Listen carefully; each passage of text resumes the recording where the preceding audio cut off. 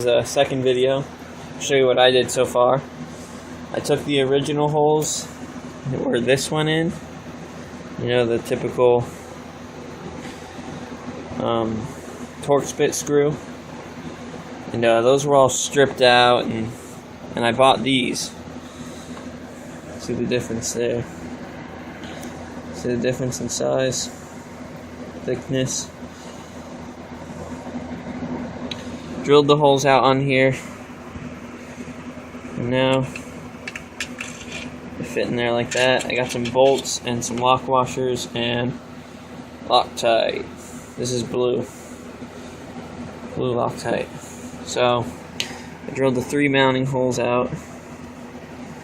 This one was tough because that's where the bolt had broken off. It was walking on me and stuff. One of these bolts had snapped off in here, but now these fit just perfect inside there. It clears the gas tank, so well, I mean, even if it doesn't, I guess I could still cut them. So I'll show you what my accomplice did.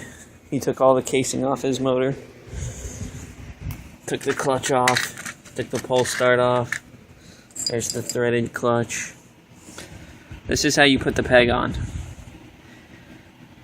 This threaded clutch was on this motor right here. You unscrew the clutch and you screw on the peg. See that? Really easy. So, yeah. Taking a video, showing them, because people were asking how to mount the peg. Anyway, I'll just say it again. It's really simple. Unscrew the clutch, this little thing that's on the motor. After you disassemble the motor, you'll see this. It's threaded. See the threads on there? What, Harrison? I wipe my hands on this. Yeah, it's rag. Alright, so you unscrew this and screw on the peg. Really easy.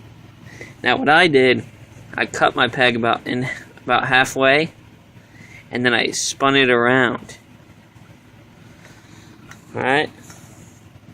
So I did mine a little different. So my peg's about here. So it all depends on how your bike is and whatnot, how you mount it. So yeah, that's the second video. Stay tuned for the next couple ones. Oh, I guess I should show this. This is how you mount the start the mount. U-bolts right here. You know, I have a wrench for that, a ratcheting 11mm. Alright, so this we upgraded from 3/8 to 5/8 because they were bending, and yeah.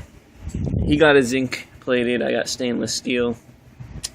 Stainless steel is a little more money, but I think it's worth it. He doesn't. Alright, so U-bolts onto here, hold this onto here, and then your mount goes from here out, which we'll show soon. See that? Just tightening the U-bolts with my ratcheting 11mm. Pretty sweet. The only bad thing about these, they do rust on the ends because they're not covered or anything, which is kind of annoying. Look at that craftsman.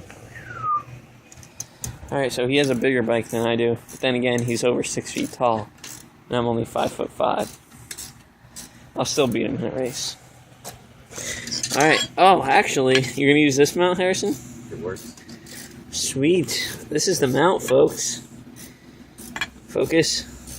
Alright. I'll just quick show you how this goes on. This is a simpler version of the mount.